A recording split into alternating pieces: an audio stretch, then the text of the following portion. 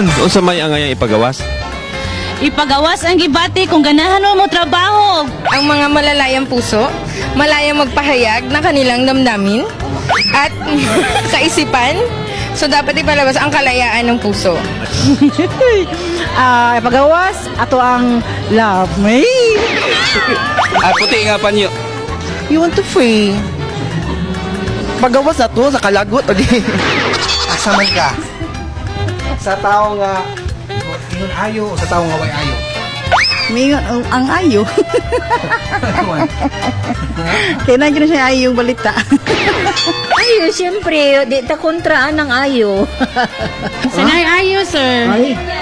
Para harmonious ang working area. Sa taong wayo. Konsumisyon ta ng taong wayo. Taong mo ayo. Mas mayo mo nang mo ayo, Jud. Walang. Hi. Sa taong muayo. Ano man kay? Kay aron ang tao nga way ayo maayo.